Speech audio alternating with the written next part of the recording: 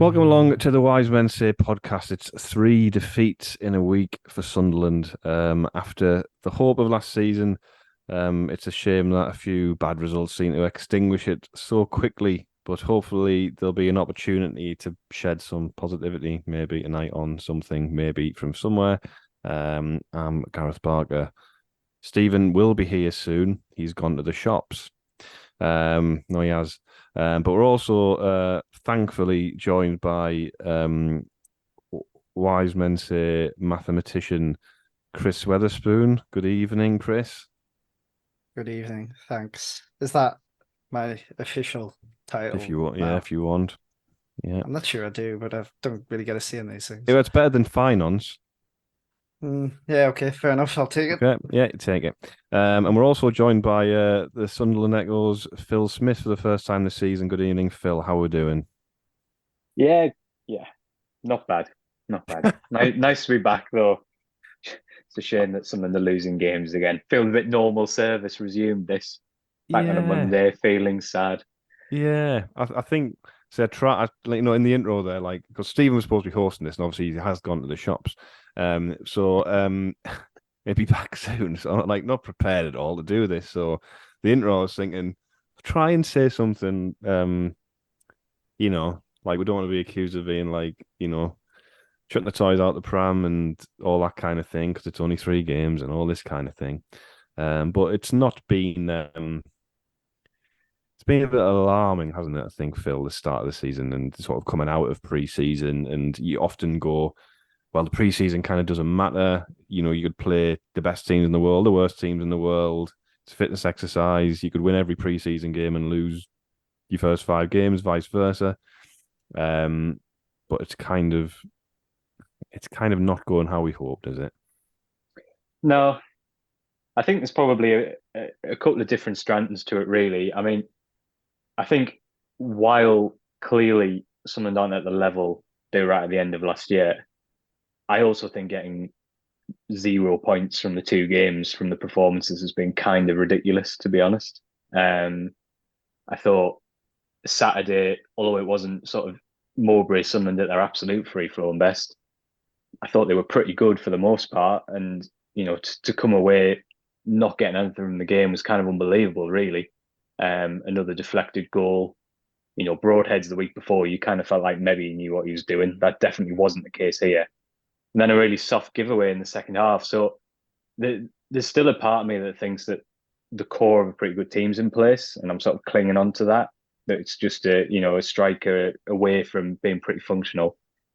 But I think probably what we are seeing at the moment, a lot more so than last year, is that I think that the transfer window still being open is probably having a much bigger impact than it has previously. Because I think it does feel unsettled. I think that's fair to say. Obviously, we still haven't got this striker in. There's this uncertainty over a few of the players who were integral on and off the pitch last season. Um, so I can't quite place how I feel about it at the moment. I don't think it's turned into a bad team overnight. And I think Mowbray is justified to say we're not far off. But I think there's still a lot that needs resolving in a couple of weeks. And that makes you a little bit anxious. I don't think you can feel any other way about it. I don't know what you think, Chris. I thought, moving on to the game, obviously, initially, and sort of follow on from Phil's comments. I actually agree. First half, Phil, I thought we pretty much dominated that first half after the first. So once we got a grip of the game after 10, 15 minutes, so Clark and Roberts were the 2 best players on the pitch. Second half, it was just a little bit insipid. I thought it was a little bit like when in League One, where it would be like, give the ball to McGeady and hope he does something when we're struggling in the game. And it kind of felt a little bit like that in the second half with Clark and Roberts. It was like, well, what else are we going to do here to try and break the team down? I don't know what you sort of thought about the game overall, Chris. Yeah, no, I don't think it was.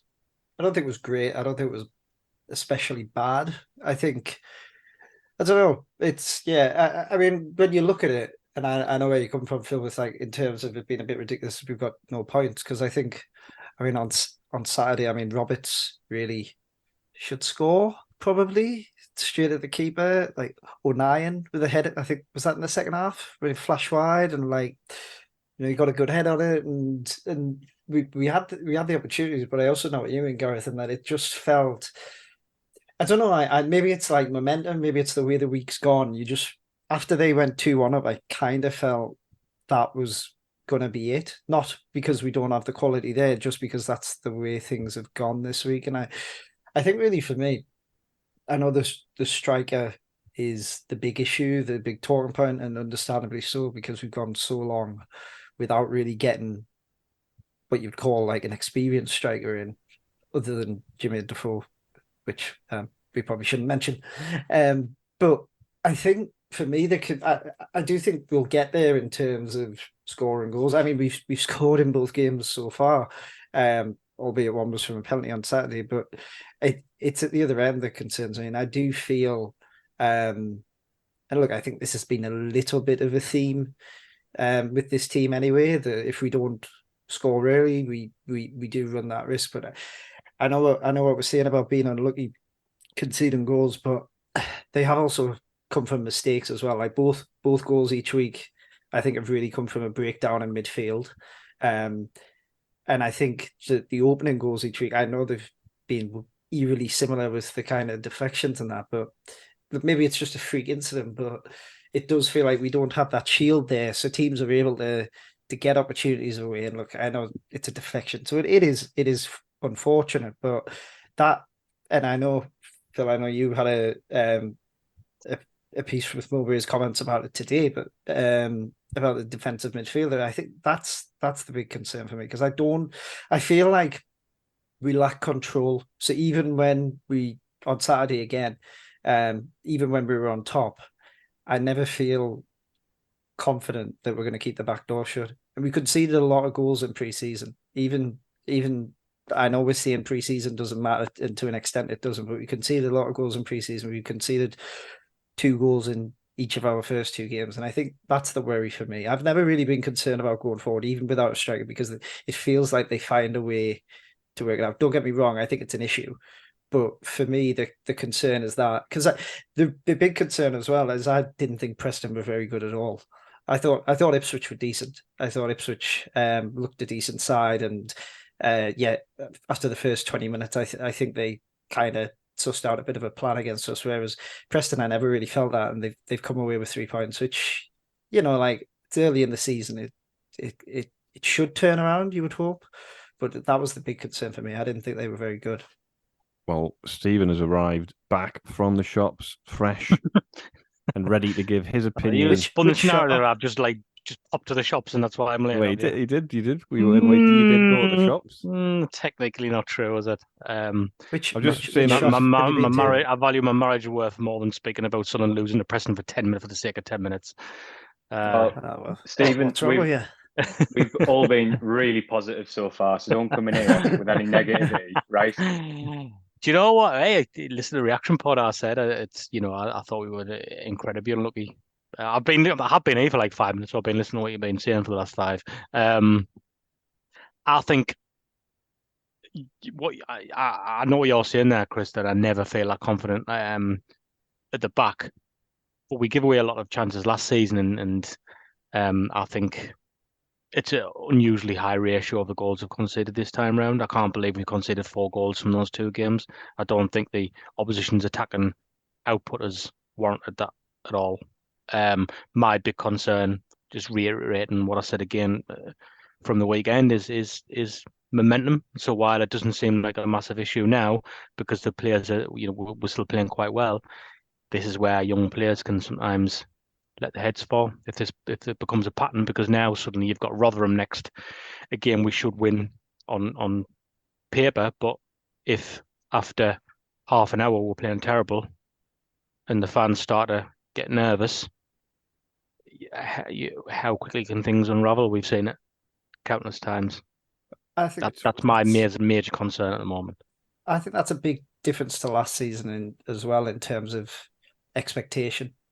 Maybe not against Rotherham, but across the span of the season. I think last year was a bit of a free hit, and there were only really very isolated incidents where I think like fans were especially unhappy with things. I mean, the Stoke game's the obvious one, but I think that was because we were doing better than anyone expected. Whereas, in a way, doing as well as they did last year is kind of going to work against them this year because there's that expectation. And I think, I'm sure we'll come on to it, but this is where I think the kind of experience versus kids thing becomes a bit of an issue, because really you kind of, when it's going good and you've got kids with loads of energy and that, it's great. But like you've kind of said there, Stephen, if it's not going well, there's a lot of pressure going to be on them.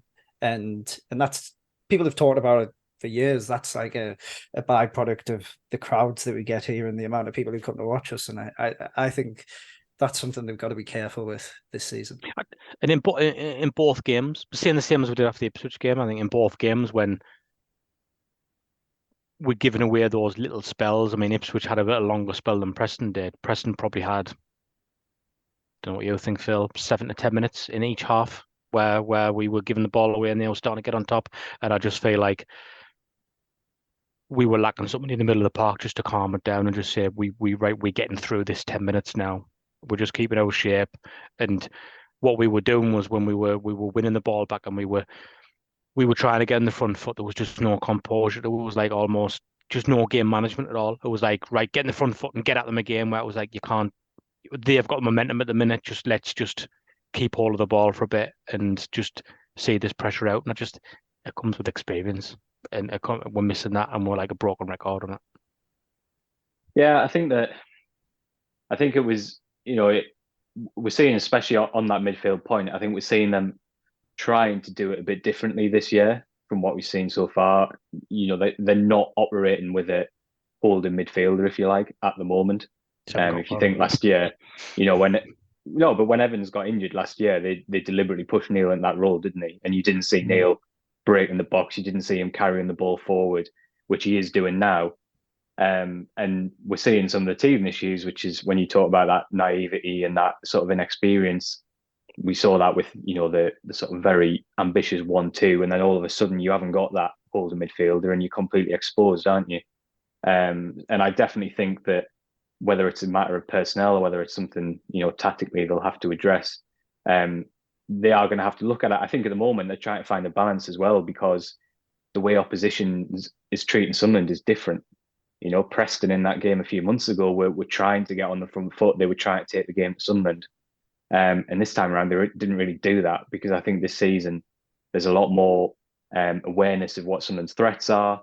And I think we'll see teams sit in a lot more, and sort of getting the balance right, particularly in midfield, is going to be a really interesting challenge for Sunderland. But, I don't think there's any doubt that they need experience in midfield, because you one injury away really from it either being Bellingham at 17 or Rigg at 16 playing. And that's obviously a huge, huge ask for them. Stephen's gone.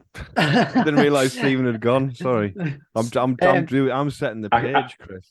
I was thinking, what have I said there? It's gone so quiet. Sorry. I thought it was a fairly. God, you can't say that on here, Phil. We're very positive.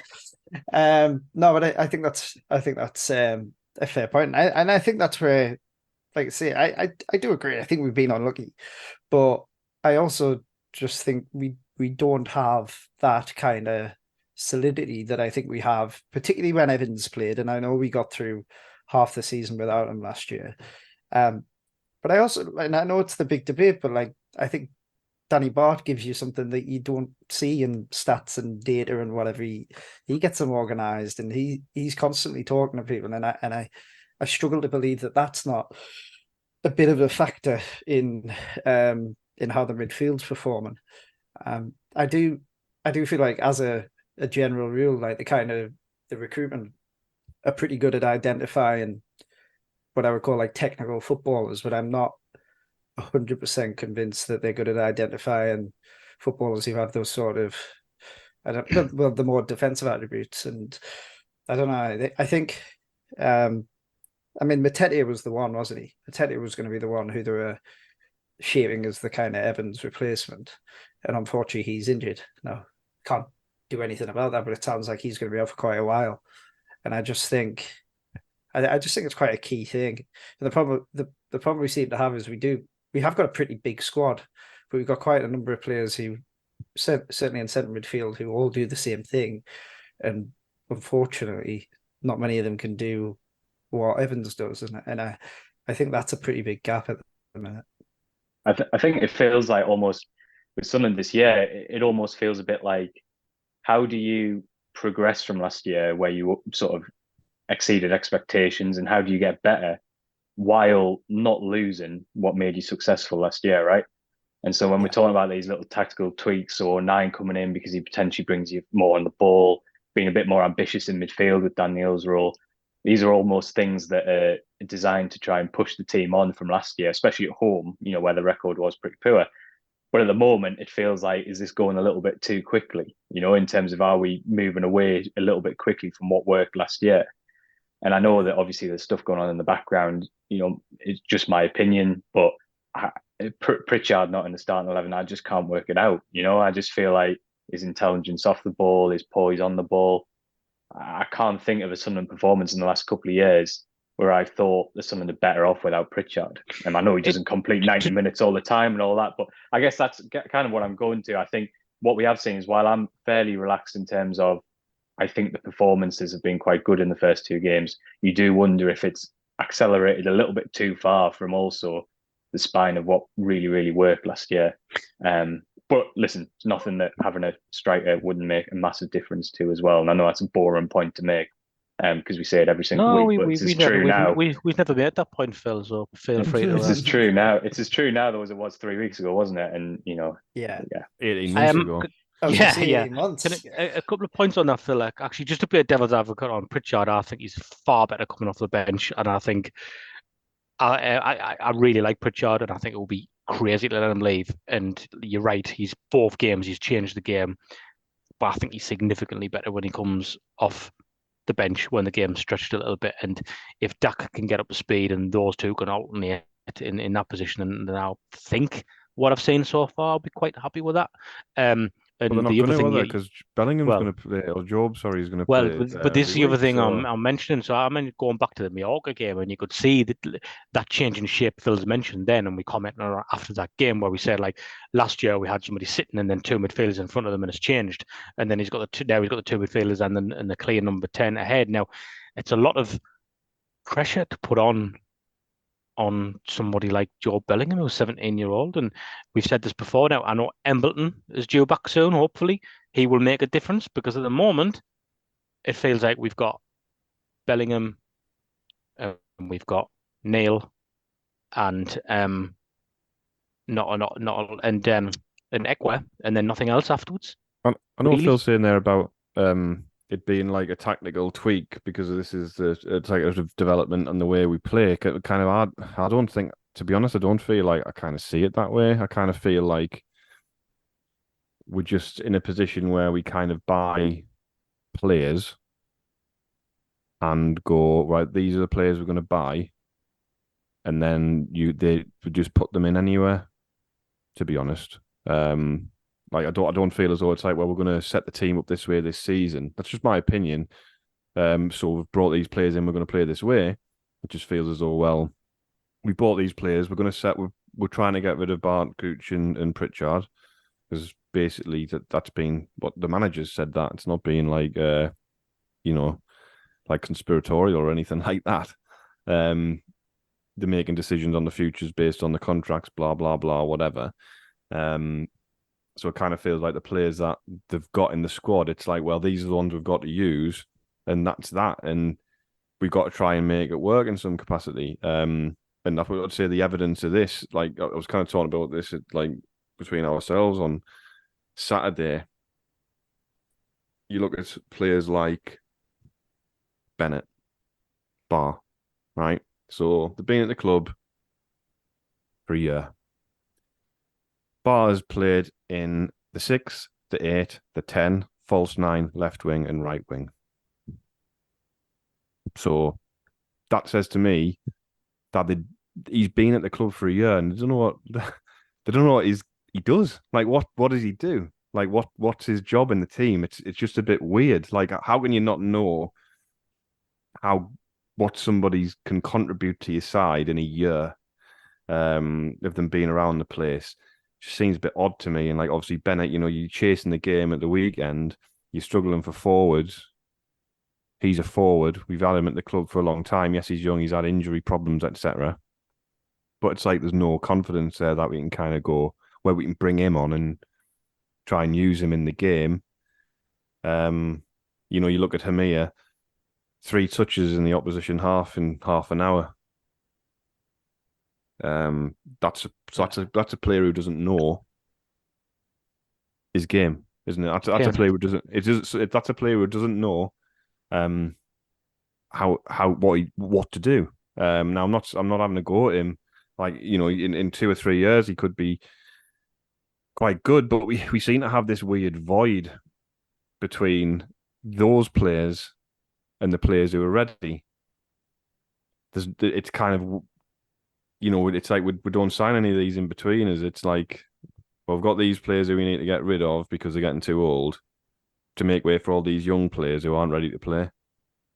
That's the key issue. On Hamia, he's playing for the under-21s tonight, and that has led to his goal record for Benfica B. What, 1 in 21?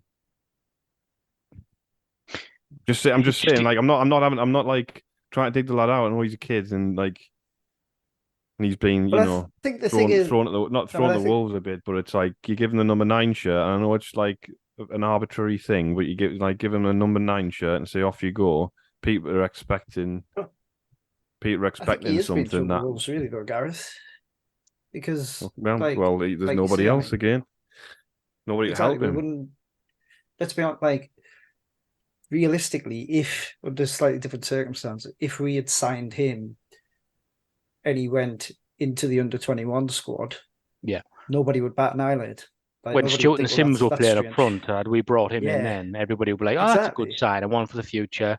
Put a bit of competition, put a bit of pressure on the 2 playing up front." Exactly, and this comes back to what I was saying about like expectation this year. Like, it's, and I think you make a good point about the shirt number, to be honest, Gareth, because those are signals that you give off, aren't they? Like, I don't care what number he has, but you're right. If you give somebody that number, like, you've given off a signal that actually this guy's going to be in your first 11. Yeah, and I think he has been thrown to the wolves a little bit. I would hope that when we get to the end of this month, that we've padded it out a bit. I think arguably we need 2, because it looks like one of them's out injured, and goodness knows what's going to happen with Stuart or when he's going to be back. So, I think it's very, and it's one of those, and I hate to make this comparison because I think it's like an extreme comparison, but when we came down from this league the last time, we brought in quite a few young kids on loan and whatever in January, and we just watched them wilt. And now look, it's a completely different situation, but I think it does show that just because young kids are talented, it doesn't mean it doesn't mean that they're going to be able to display that talent every time they step foot on the pitch. And I think we really have to be careful, because the other point is, like, we're buying these kids with a view to improving their value and sell them in the future. Well, if their confidence ends up shot, they're not going to have much value. And I don't think it is unfair to say that he's been thrown to the wolves. I think it's pretty accurate at the minute. And I think the manager agrees with it, because he's already left him out. I mean, the manager's literally decided on Saturday that his better option was to play with no strikers at all. And I don't believe that's a reflection on him and his talent. I think it's a reflection on the situation. Right. Well, we'll take a break there, because we've got some people have asked some questions, and I know we can't keep Phil too much longer. So we'll come back and we'll ask a few questions for the last 10 minutes or so.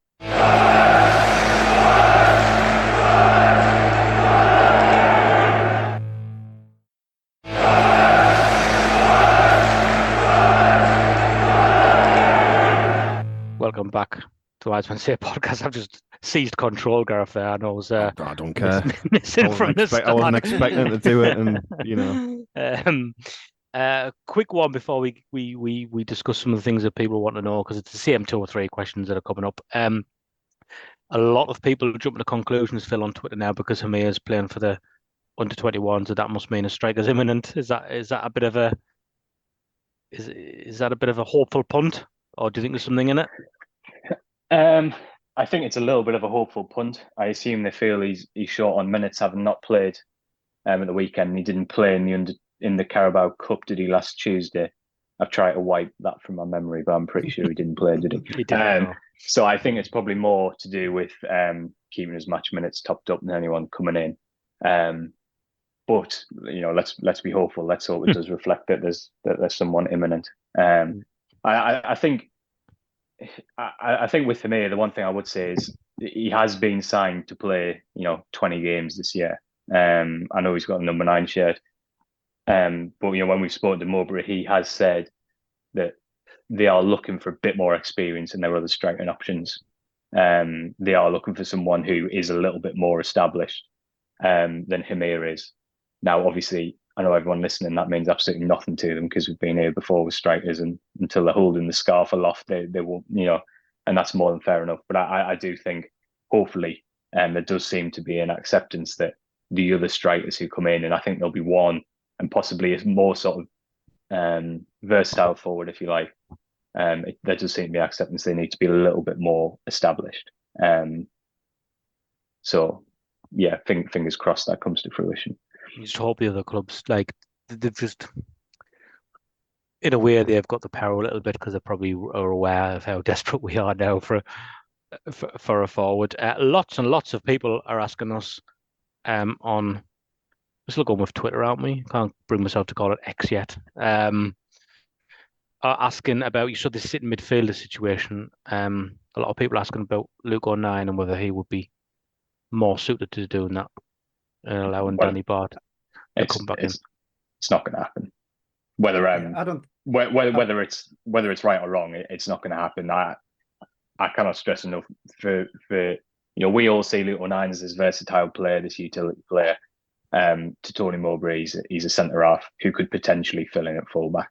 I know there's strong opinions about it either way, which but in answer to your question, I would be absolutely staggered if we saw Luke O'Nien in midfield anytime soon. And I have to say that although we beat QPR away the one time we did it earlier this year, I don't think his performances in midfield at championship level have been particularly convincing.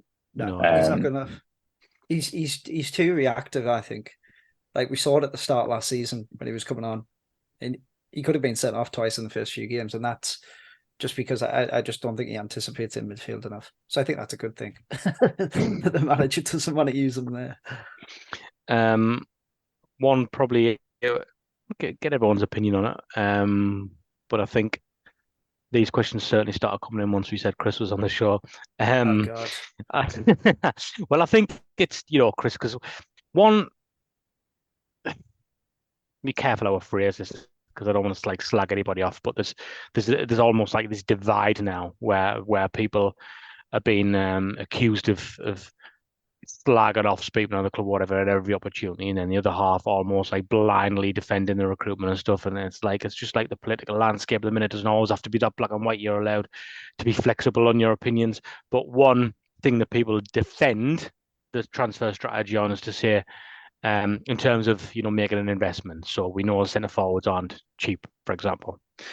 And when somebody suggests, well, why don't you just go and pay £5 million for a strike or £6 million for a strike, and everybody says we can't because of FFP.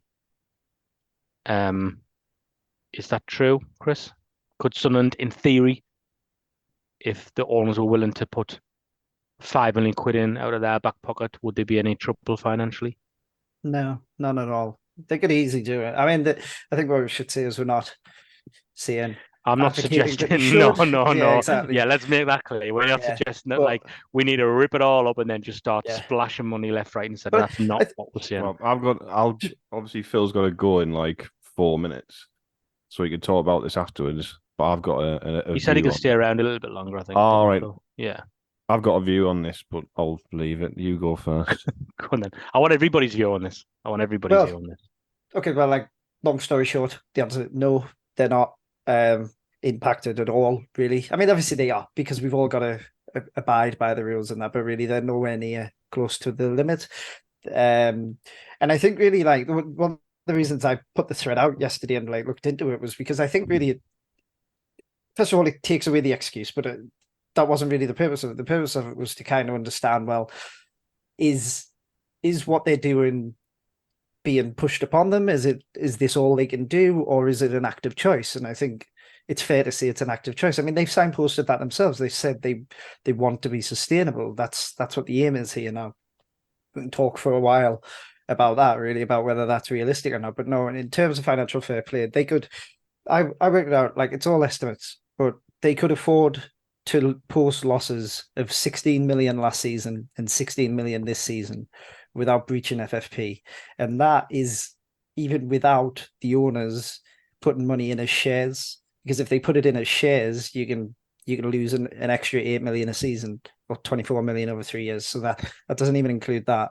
So I would be very, very surprised if they lost 16 million pounds last year. I think they'd be some way short of that. So no, the answer is no. They're not unduly worried by it. It's a choice to operate the way that they are. And like I say, I'm not advocating that they change that. I'm not advocating that they go spend 10 million on a striker or whatever. I'm not advocating that they don't. I'm not offering a view at all. I'm just saying, in terms of FFP, no, they're not.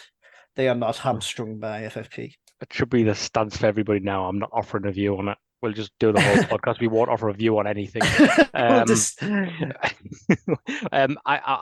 Gareth says that you've got something to say, and so I'll come to you last. Quickly, because a couple of people pounced on me on Twitter, and I suggested earlier that maybe they need a rethink, and I wasn't meaning a rethink in terms of the whole process of strategy. Let me get it clear: it is right what they're doing to strive for sustainability, to buy young, to sell on. Yes, that needs to be what they need to do going forward. I just think when you saw how close we were last year, I'm just wondering if the thing just needs a little bit of a kick. That's all, like a little bit where you say, okay, in order to get the ball rolling here, we'll invest a little bit more than we are. Just in a couple of key players. Yes, there's no guarantee it's going to work. And again, like Chris is saying, I'm not condoning that they just start throwing money around. We've seen plenty of relegated teams even use parachute money to have a go to try and go back and sign players who on paper most fans would want to sign. Borough did it. I remember not so long ago. Stoke City have done it before, and it doesn't always work. It doesn't guarantee anything. I'm not suggesting that. I think we're close, and I think we're 2 or 3 players away from really challenging the top 2 and centre forward. And I just think that centre forward thing might be the position where you need to take a little bit of a gamble and say, actually, we're going to put a little bit of money into this, and just to try and give this whole thing a little bit of a jump start is what I would say. Where are we, Phil, on this? Well, what are you asking me? What is your opinion on the current strategy? Is it right? Does it need adapting? What do you think? Yeah, I think it's largely right. I mean, Chris has spelled out really well why FFP isn't a concern. I suppose it's an abstract thing, isn't it, in terms of the principle of if you break the bank once for one strike and then it doesn't work, then you potentially have to go out and do it again, and then all of a sudden you get stuck in a cycle where you're constantly doing that, and all of a sudden FFP does become a problem. But that's the very sort of abstract response I'm giving you. I think that, broadly speaking, I think what they've done is right, and I think the quality in the squad does speak for itself. But there is a huge pressure to get this right in the last few weeks of the window, because it's one of the things that we've talked about a lot is that the model has worked at other places, including like Brighton, but that has come with a large amount of owner investment. There's no 2 ways of getting past that. And there is obviously an expectancy at Sunderland as well, which is additional to this, which is that in the Championship, we all expect Sunderland to compete at the top end of the table, because that is what they have pretty much always done in all of our lifetimes. So I don't have any issues with the basic principles. And I think, I know it's boring, but there are loads of examples of how quickly you can spiral when you start to make wrong decisions. And I think Derby's the best example, because that was a, inverted commas, good local owner trying to do the right thing. But, it is frustrating when, that was the frustrating thing about Saturday. It isn't a bad team. There's issues there, of course there are, and we talked about them, didn't we, in the first half of the show? But it isn't far away. So please, God, get someone in the 60-yard box so that when Patrick Roberts runs 60 yards, there's someone there just to stick it in the net. I don't have any major issues personally. I honestly don't. But I think that it's a really important couple of weeks, because the momentum can drain pretty quickly. And there is obviously a danger of that at the moment. Gareth, come on then. No, just on a.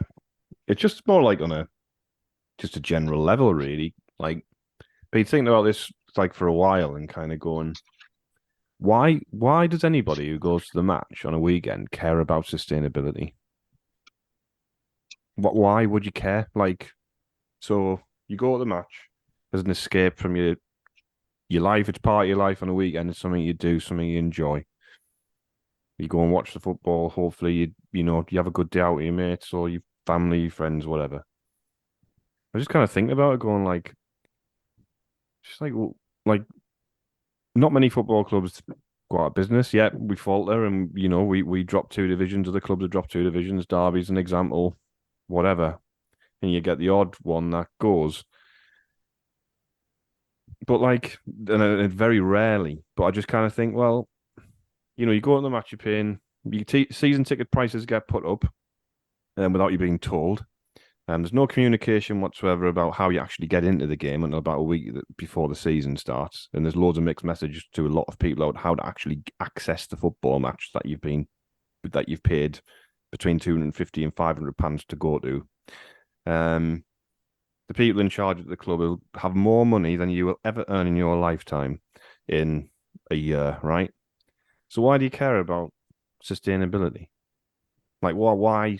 I don't understand it. It's like you're neutering yourself in like this kind of your escapism. You're kind of applying all these like daily principles, like shopping at a cheaper supermarket so you can afford to spend your money, or watching your gas bill. It's like, oh well, we've got to be like, you're applying like austerity to your fantasy almost. It's like a weird thing. Like I've been thinking about it recently, just kind of like baffles me a bit, like sort of existentially maybe. I don't know. It's like, why do I care that Kira Louis Dreyfus and Juan Sartori want to run a sustainable football club? Why do I care? I don't care. I get, and like, yeah, and I like some of the principles and stuff they're doing, but the fact of the matter is, you get nothing with sustainability in modern football. Who signed? This fella signed for Chelsea. Whatever is it today? 115 million quid or something like that. Is he signed for Chelsea? I don't know. I can't Caicedo, yeah. Somebody else going Southampton, whatever it is, was it 60 million quid or something somewhere? Like, I'm not saying we should be doing that, but my point is, imagine. My point is, sustainability in modern football is only going to breed success in an environment where everybody else fails for being unsustainable.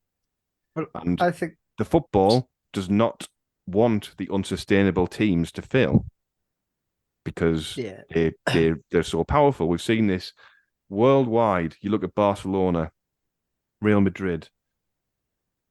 Do you know what I mean? Football can't afford for these teams to fail, right?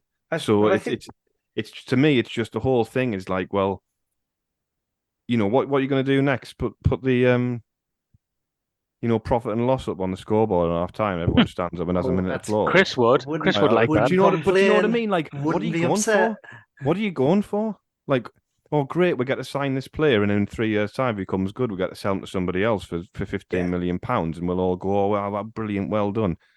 Couldn't care less about, like, that's what I couldn't realize. Just couldn't care less about it. It's like, I kind of think, I'm not saying we should be going out and spending billions of pounds. All I'm saying is, if you want to be successful, you're going to have to spend some money, because the players you need to get you promoted, which is what people want, are going to cost you some money. Our best player last year has gone in Ahmad, and we got him on loan. If we tried to buy him, he'd probably cost about 18 to 20 million pounds, realistically, right? Yeah. I'm just saying, it's like there's a reason for that.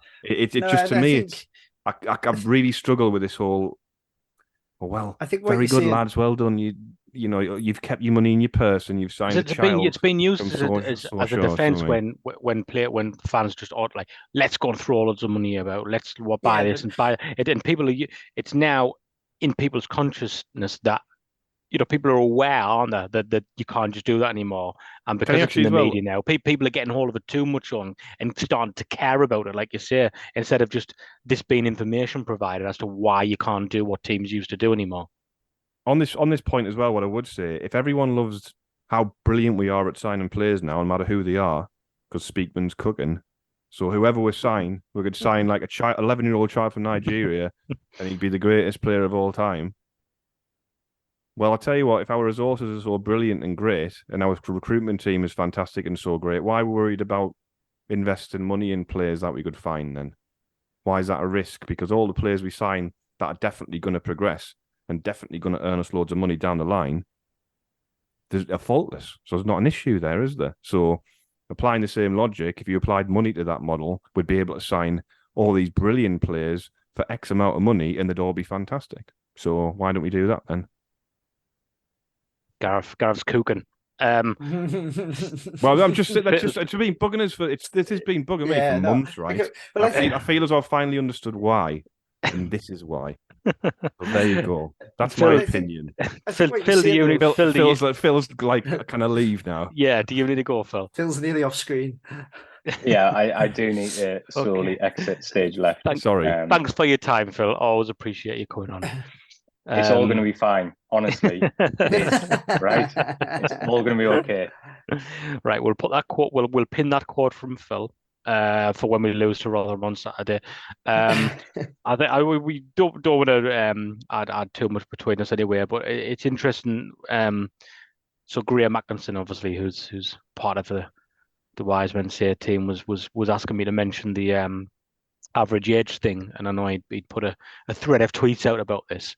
About how, considering that, this team is doing their research, and a lot of that is on the player profiles and looking at the research that way. But in terms of relating it to a side who's going to get promoted, actually the average age of the sides who have been promoted. What I'll do is I'll just list them all here because Graham's kindly reminded me of this. It will start from 2018. And go up to last season, and I'll read out the team and I'll read out the average age of the squad. So we had Norwich 25.6, Villa 27.2, Sheffield United 27.6. Then the following season, West Brom 26.1, Fulham 26.7, Leeds 26.2, 2020 to 2021, Norwich 25.9, Brentford, remember that name? The one everybody's going on about. 24.4, Watford 26.3.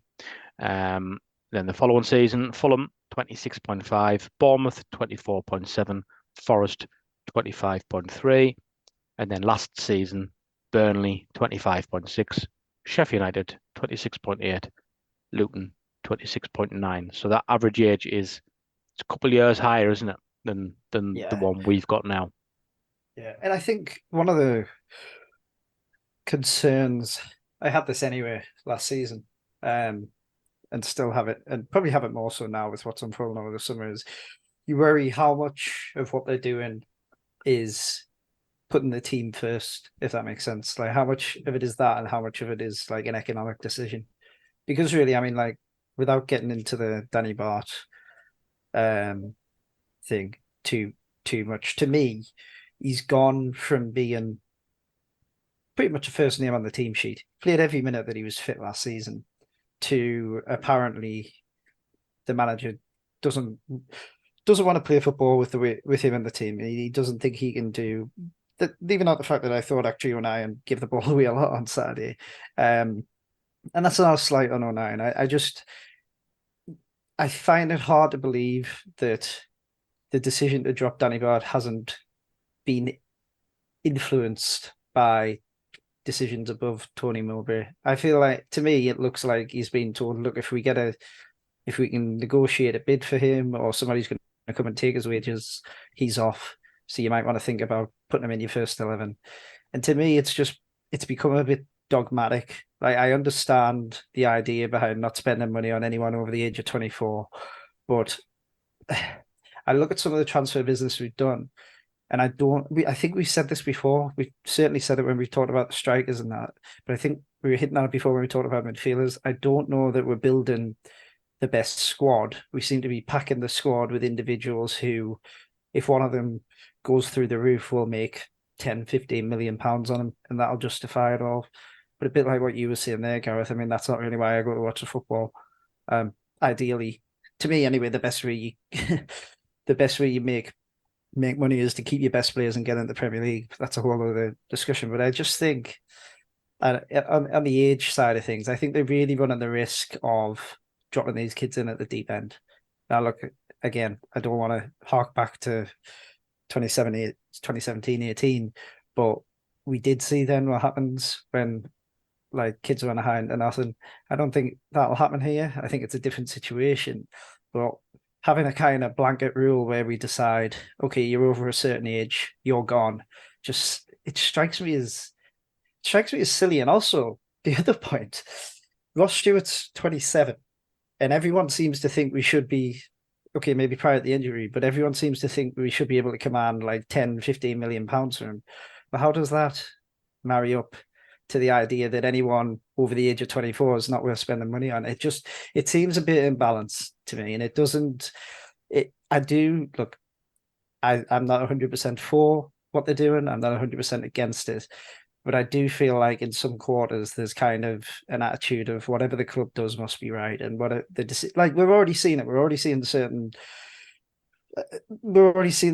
claim that actually Danny Barker can't pass the ball. Danny Barker's not that good. Danny Barker Player can't of the play. season. Player of the season last season, exactly. I mean, tell me, in a world, right?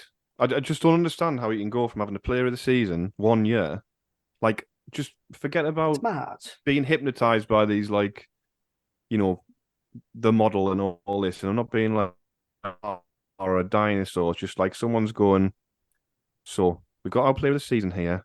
We're going to drop him, and then we're going to give him away for free to the team potentially that finished below us on goal difference last season in the outskirts of the playoffs because it's good.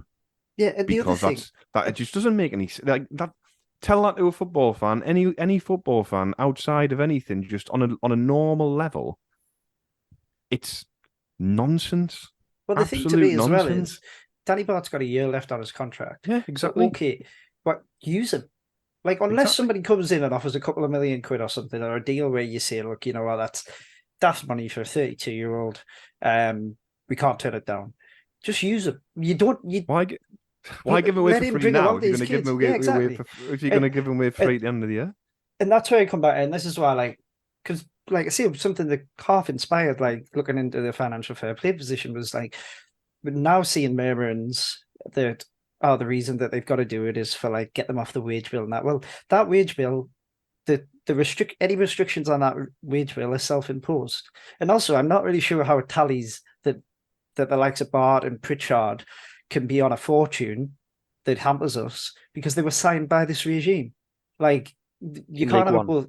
Yeah, exactly. In League One, at a time when everybody was praising the fact that we'd done good business, got players in for not too much money. I'm not criticizing that. It is a good thing, but you can't now turn around and say, actually, these players are on too much. We've got to get rid of them. Unfortunately, it feels like, yet again, it feels like we're kind of fitting an excuse round an action rather than like kind of taking the action at face value and saying, you know what, the reason they're doing it, presumably, is because they see it as a wasted wage and they don't want to spend that money. But what it doesn't add up to me as well, because they've given Corey Evans an extension. Now, I'm not criticizing that. Like, it was the human thing to do. It was good of the club to do. It was like what they did with Jordan Willis. But we're probably not going to see Corey Evans till the other side of Christmas. So if this is all financially motivated, why are we wasting a wage on a bloke who's we're not going to see much of? Like, it doesn't make an awful lot of sense. Yeah, it defies logic to me that at the end of the season we've just gone that anybody could say anything other than we were so close. We just needed a sprinkle of experience, and to take the opposite view and say, "All right, we were so close. I tell you what we'll do. We'll get rid of the experienced lads now." It's mystifying. One of the reasons it was so difficult against Luton is because we didn't have Danny Bart because he was injured. Yeah. I mean, what was the reason? Well, I just can't understand that, like, this kind of mentality now, and this is kind of like chimes kind of what I was saying earlier. This kind of mentality where it's like people have almost like forgotten what it's about, and the same thing's happening with Stuart though. The same thing's happening with Stuart. Why do you care? Why do you care so much about? Let's just get rid of Stuart now. People are starting to say, well, it's like, just go back and look at the highlight reel of when Stuart was playing and the difference between what we what we had in the team when he was playing and what we have now, I just and It's the same advocating with- his sale. why to be- why to do be- we demonize someone like Ross Stewart or whoever for leaving, or Danny Bart, in a way where it's like, oh well, come up with all these reasons as to why it's actually good to do something that is completely illogical. But then we put basically essentially middle managers on a pedestal and kind of hero worship them. It seems to be this thing in football where these men in suits are kind of elevated to the point where the deities, and it's but not the people you go to pay an extortion amount of money generally to see. And they're the heroes. You know what I mean? It's they're the players are the people who, when you were a kid, you remember your first favorite player or whatever. You weren't going I was saying there's going to be a generation of kids who were like, oh, who's your favorite player? Actually, no, it was actually Christian Speakman. It was my idol when I grew up. Do you know what I mean? It's Yeah. I don't Yeah. understand it. I know I'm kind of You know gone what, on you a were- bit about all this kind of thing, but just feel a bit disillusioned about it all, to be brutally honest, at the moment. I'm actually kind of not really enjoying going to the match as much as I used to. It's kind of like a weird. I feel like I'm in this kind of weird limbo because I don't really understand what the actual point of what I'm doing is, because I'm like, well, I'm going to the match and I see the game, and sometimes it's enjoying and entertaining. We see some good goals and all this, but ultimately it feels as though we're not actually trying to use that to get anywhere. It's like, well, we're in this kind of weird holding pattern where we're nurturing all these players to get rid of, rather than thinking, well, we've actually got some quite good players. Let's do what we need to do to give them what they need to get us to the next level. And it's almost like that's not even secondary. It's kind of well down the priority list. And when you're told that it isn't, and I know some people come back and say, well, we finished sixth last year, whatever. So you're talking rubbish. But I'll be honest, I think Yeah, one of the concerns I have I think the recruitment has been by and large excellent. I think they've done a good job for the most part. I think whether it's too early to tell from this summer, so I'm not going to comment on that. But I think one of the things that concerns me, because I think there's now, because this is the first time Sunderland and the FC have had a plan in probably most of my lifetime anyway, probably most people's lifetimes. So because they have a plan, it's automatically assumed that the people carrying it out and the plan itself are perfect and know what they're doing. But to me, the big other than the striker thing, the big glaring blot on the copybook is January. Because we all said it, we all looked at it in the middle of January, we're sat fourth, and we all said this is a weak league. If they go for it, they might get up this year. Yeah. And they either didn't want to, or they thought they had enough to do it, but they didn't change track. And to me, now what you've got is you've got a harder division this year. I mean, I put it out today. Championship clubs have sold, if this Lavia deal goes through, Championship clubs will have sold players for £350 million, and 272 million of that has gone to the 5 clubs that already get parachute payments. So that's what we're up against. So if we're really that smart, surely we should have looked in January and gone, hang on a minute, this is an opportunity here. Now, obviously, it was defended on the basis of, you can't throw money, you can't do what we did with Will Grigg. I'm sorry, just because we signed a striker for money once does not mean that it's a bad thing to sign a striker for money. And I just kind of going back to what you were saying before, Gareth, just about the sustainability in that. And truthfully, I do get where they're coming from. I have varying views on it. I get why it's seen as a good thing, but the kind of elephant in the room here is that the longer you spend until something changes in English football, the worst division to be sustainable in is the Championship. I've got that I've come prepared for this.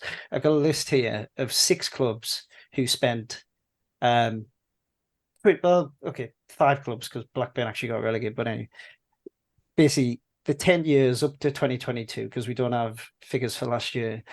This is how much money they lost. And bear in mind, these clubs were primarily in the Championship across those 10 years. Reading lost £173 million. Nottingham Forest lost £123 million. Birmingham lost £111 million. Bristol City, who bear in mind are really good at selling players, lost £93 million. Blackburn lost 88. Preston, who everyone kind of holds up as a well-run, sensible club, still lost £60 million in that 10 years.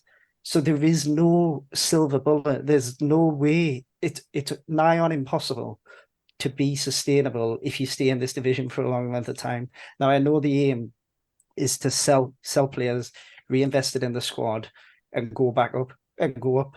Now, that's fine, but I don't think it's going to be as easy as it's being made out. Like I say, Bristol City, It would have everyone been done talks about before if Brentford. it was.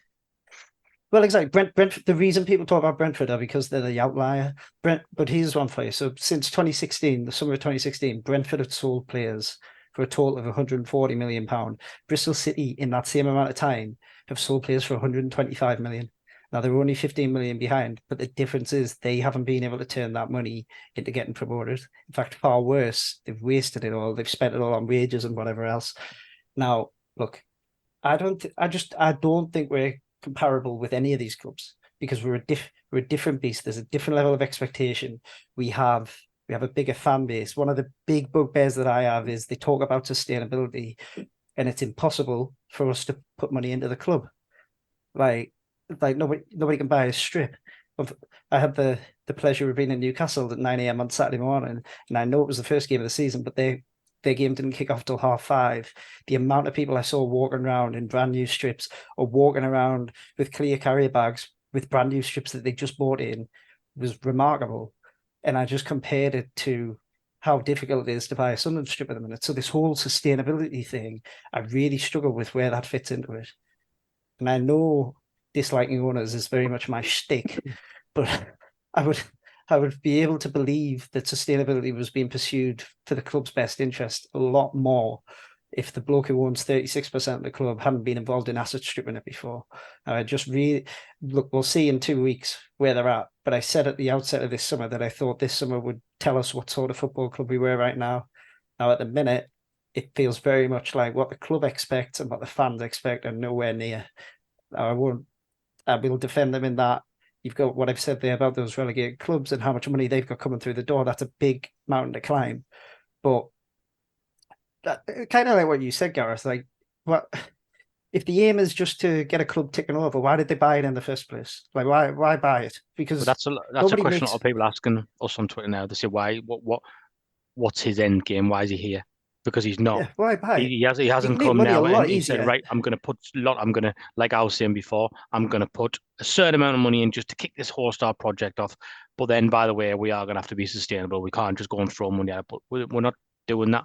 And the stuff behind the scenes, as you say there, Chris, is a good reflection of that. Because if that was all sound, then you would have more confidence. But just cutting corners wherever possible. Well, here's an example for you, and I am not advocating them going and spend a fortune and losing loads of money. I don't want that. I see the merit in sustainability, but I think there has to be a bit of balance, and I think it's a bit dogmatic at the minute. But here's an example. Ipswich were taken over 2 months after we were. Since they were taken over, their owners have injected £37 million. Since we were taken over to the start of March this year, so there is a 5-month gap that we don't know about. Ours have put in 15, and that's a big difference. And we've got a big stadium that needs a lot of work doing to it. They've spent money on transfer fees and wages, but they put it into the club itself. I am not saying that we should swap our owners for Ipswich owners. I am not saying that they are perfect or anything, but there's a bit of an example of when we talk about different ways of doing business. And look, we're only 2 games into the season. Ipswich have won 2 out of 2. I am not for 1 second suggesting they're going to get promoted this season, but I do think that sometimes I think we give credit and we fawn over things when actually there isn't all that much basis for doing so. Yeah, agree. We'll not go on too much longer, but good opinions, Gareth and Chris. I like it. Nobody should hear more from me, so that's a good thing. Just to finish, like George Smith backed up what we were saying, by the way, just to get back to the Brentford thing, that just to add to what Graham was saying about the average age and stuff, just pointing out the back three of Brentford that season was Pinnock, 28-year-old, Jansen, 30-year-old, and Dalsgaard, 32-year-old. So I saw that. I couldn't believe Pinnock was 28.